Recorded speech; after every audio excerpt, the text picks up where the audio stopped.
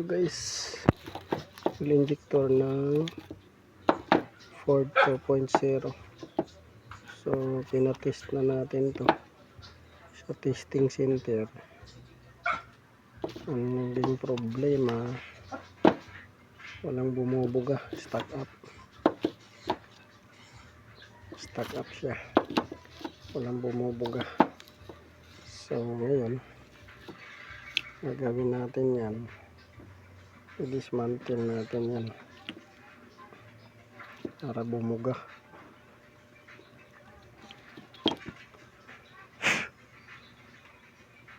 So dismantle natin yan para bumuga siya. Ito,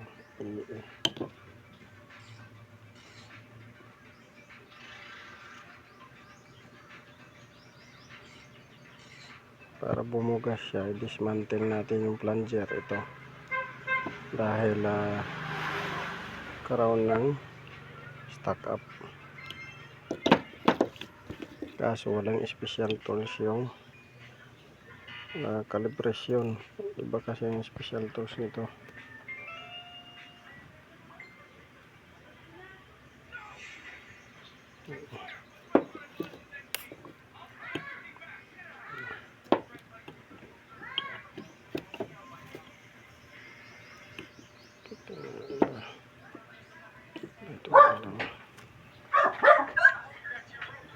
So ito, titingnan natin to kasi bumabalik-balik yung issue.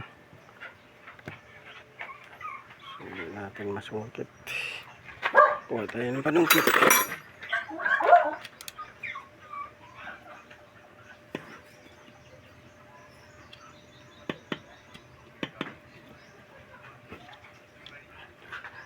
One hands lang tayo guys.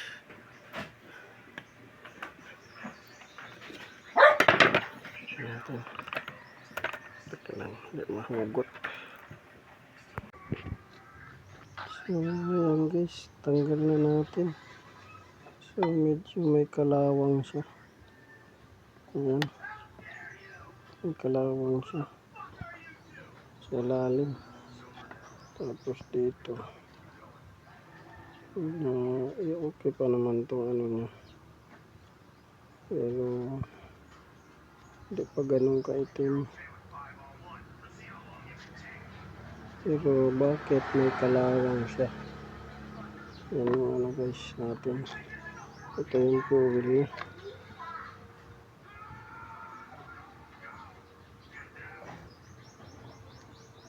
Fuel.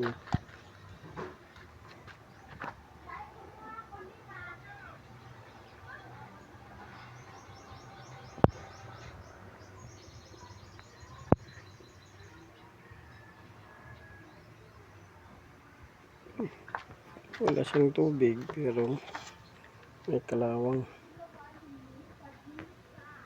So ibalik lang natin to guys.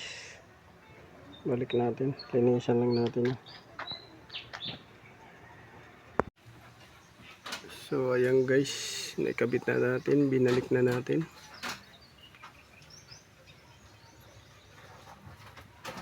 So naibalik na natin yung ano, fuel filter niya.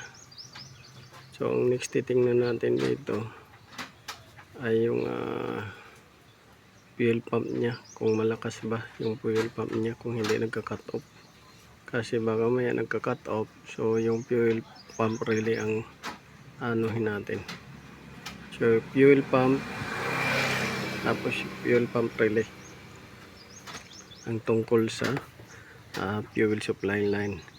Tapos dito naman sa injector tayo, dahil may nakita na tayo error sa injector tsaka rail nya. So yun yung susunod din natin. Kunin natin susi guys. So dito may nakita tayo dito, dumi. Dumi, kalawang, may kalawang at kunting tubig. So kunin natin yung susi, check natin kung andar.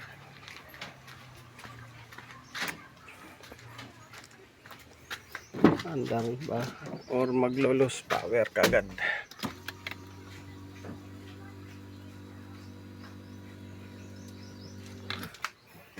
So yan, ignition on.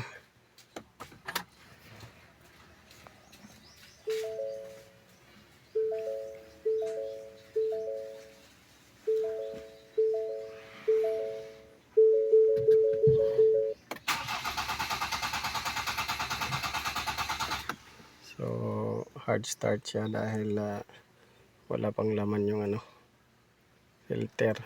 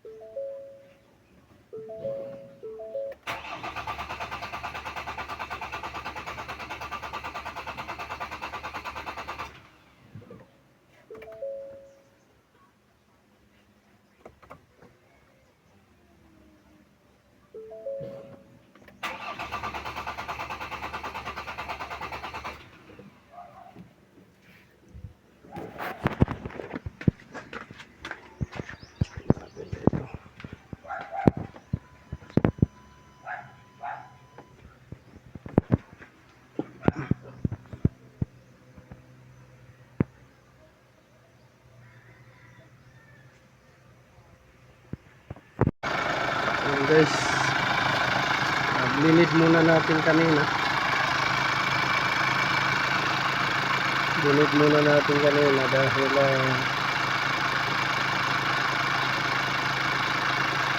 hindi na bleed. So hirap anda rin pag may hangin. Mandar na siya.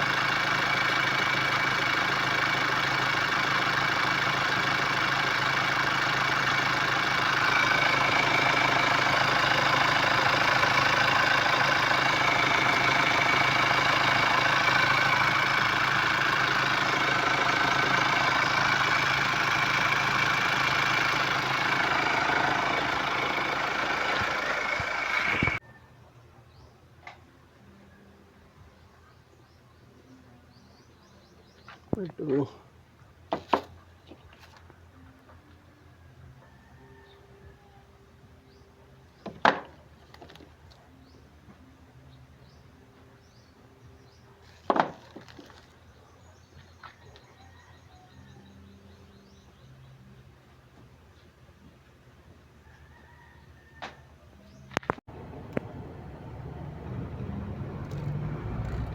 Road test tayo guys. Check natin yung ginawa nating fuel pump at saka fuel injector, ay fuel pump, fuel filter pala, saka fuel injector. Check natin sa fuel filter. May nakita tayong marado siya, fuel filter, kasi may mga kalawang. Pagbukas natin ng may kalawang. Ngayon may kalawang, may kunting tubig. Yun yung kita natin sa filter. Although na hindi siya madumi, yung filter hindi gaano madumi, pero yung laman niya ay may sumasamang tubig kaunti at saka kalawang. So yan yung napansin natin. So tingnan natin kung 60, 70, 80,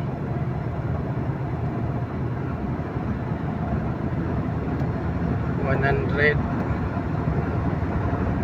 110. Ayan.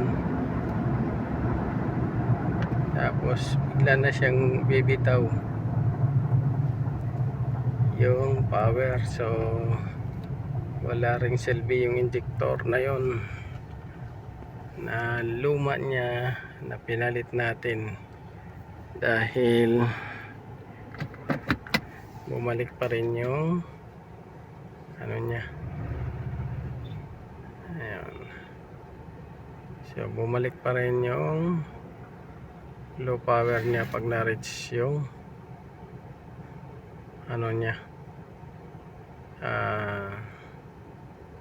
80 to 100 kilometers. So same issue dun sa luma na kinabit natin, luma niya na original, same issue, bumabalik. Yung pangalawa na ano, replacement, magkaiba lang talaga ng ano, yun napansin ko, magkaiba ng part code. So isa rin yan na dahilan baka magkaiba ang part code. So balik tayo guys. So ayan guys, bumalik na naman guys yung power nya.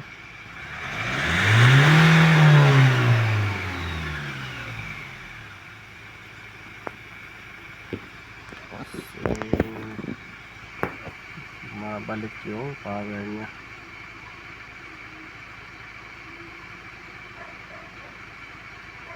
So yung ano natin guys, suspension nito ay yung fuel rail talaga niya, sensor, kasi yun yung lumalabas ano niya, scan, yan yung lumalabas sa scan, fuel rail sensor tsaka injector niya. So na check naman natin yung fuel filter. Yung fuel filter, malinis pa yung filter niya, medyo may sumasama lang na kaunting tubig sa filter. So yun, pinix natin yun, nilinisan natin, inalis, binalik din natin yung filter dahil malinis pa, puti pa siya, bagong palit pa yata. Tapos ngayon ang suspetsa natin is yung fuel niya, kung nagka-cut off ba. Pero hindi siya nagka-cut off guys, kasi umaandar naman siya, pero low power lang talaga. So mayroong fuel filter, fuel pump na gumagana tsaka relay. So dito tayo sa ano no,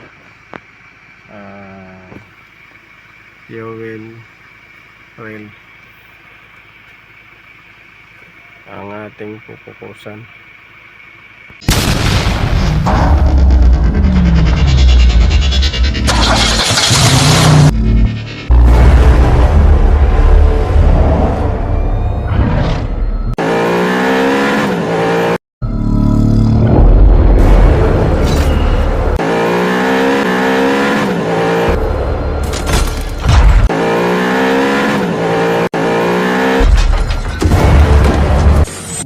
Make